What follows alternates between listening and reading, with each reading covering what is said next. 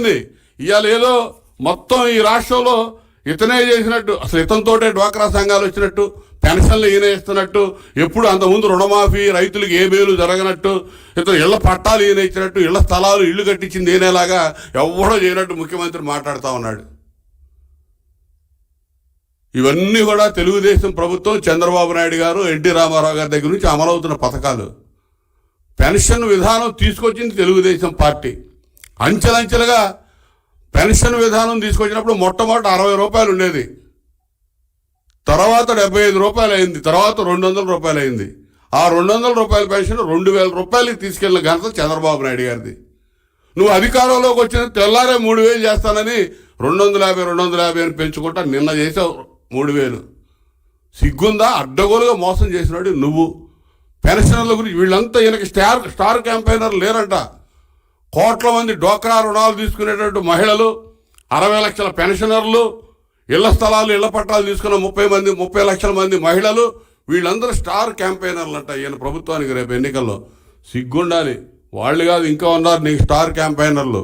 నీ దెబ్బకి అడ్డగోలుగా అక్రమ కేసులు బనాయించబడి జైల్లోకి వెళ్ళిన వాళ్ళు, దళితులు నువ్వు అధికారంలో తీసుకురావడానికి శ్రమించి, అహోరాత్రులు శ్రమించి 180% పైన ఓట్లేసి అధికార పీఠం మీద కూర్చోబెట్టినటువంటి దళితులు దాదాపు 300 మందిని నువ్వు ఊతకోత కోపించావు. వాళ్ళందరూ స్టార్ క్యాంపెయిన్లుగా ఉండబోతా ఉన్నారు. శిరోముండనాలు చేపించావు, మూత్ర విసర్జన చేపించి అవమానించావు. వాళ్ళందరూ స్టార్ క్యాంపెయినర్లుగా ఉండబోతా ఉన్నారు. కోడికత్తి సీను ఒక స్టార్ క్యాంపెయినర్గా ఉండబోతా ఉన్నాడు. అబ్దుల్ సలాం మైనార్టీ కుటుంబం, అబ్దుల్ సలాం కుటుంబం నీకు స్టార్ క్యాంపెయినర్గా ఉండబోతా ఉంది. వీళ్ళందరూ మీకు స్టార్ క్యాంపెయినర్లే.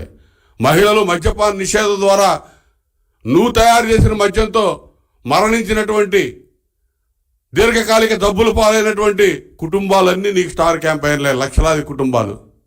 సిగ్గుండాలి చెప్పడానికి. అబద్ధాలు కూడా అడ్డగోలుగా చెప్తా ఉన్నాడు.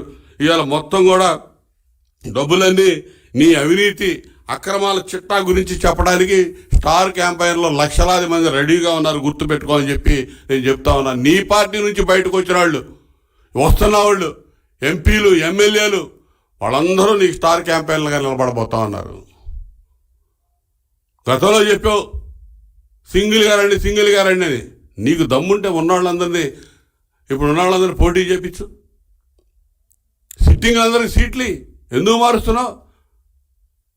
నువ్వు అక్క చెల్లెమ్మలను మోసం చేయడానికి, నువ్వు 6000 కోట్లు రిలీజ్ చేయడానికి వెళ్ళి చంద్రబాబు నాయుడు గారి మీద నీ చివరి దశలో ఇంకా మా మీద ఆడిపోసుకునేది ఏంట? నువ్వేం చేసావు చెప్పి ఈ రాష్ట్రానికి?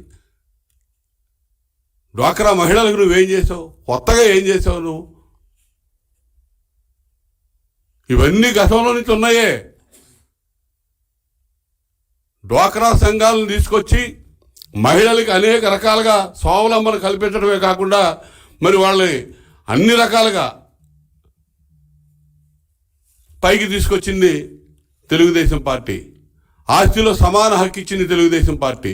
రాజకీయాల్లో 9% రిజర్వేషన్లు ఇచ్చింది తెలుగుదేశం పార్టీ. 33% రిజర్వేషన్లు తీసుకొచ్చింది తెలుగుదేశం పార్టీ. నువ్వేం చేసావు అసలు మహిళలకి? మహిళలను మొట్టమొదటిగా గుర్తించింది తెలుగుదేశం పార్టీ.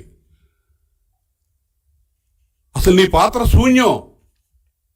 ఈ రాష్ట్ర పరిపాలనలో ఈ పరిపాలన ఏదన్నా ఉంది, అధికారం ఏదైనా ఉందంటే అది నీ కోసం, నీ కేసుల కోసం ఉపయోగపడుతుంది తప్ప ఈ రాష్ట్రంలో మహిళలకు కానీ, పురుషులకు కానీ, యువతకు కానీ, విద్యార్థులకు కానీ ఎవరికి పనికి రాకుండా పోయింది నీ పరిపాలన. అమ్మఒడి అంటావు, ఆసరా అంటావు, నువ్వు ఇచ్చేదేంటి? గతంలో ఎప్పటి నుంచో ఉన్నాయి అన్ని స్కీములు.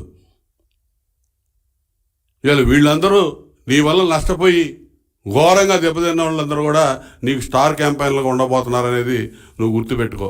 ప్రజాధనాన్ని ఏ విధంగా మింగావు, ఏ అధికారం లేకుండా మీ నాన్న అధికారాన్ని అడ్డం పెట్టుకొని 43,000 కోట్లు అడ్డగోలుగా దోపిడీ చేసావని చెప్పి సిబిఐ ఛార్జ్షీట్లు ఎదుర్కొంటా ఉన్నావు.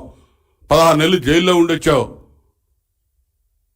నువ్వు అందరి భూములు ఏ విధంగా కొలగొట్టావు, దళితుల భూములు ఏ విధంగా కొలగొట్టావు, ఆకాశమే హద్దుగా ఏ విధంగా నీ అవినీతి సామ్రాజ్యం మరి పెత్తరిల్లిపోతా ఉందో, ఏ విధంగా పెరుగుతూ ఉందో మీ పార్టీకి చెందిన నేతలు చెప్పబోతా ఉన్నారు. రేపు వాళ్ళు స్టార్ క్యాంపెయిన్లో ఉండబోతా ఉన్నారు నీ సంపాదనకు సంబంధించి.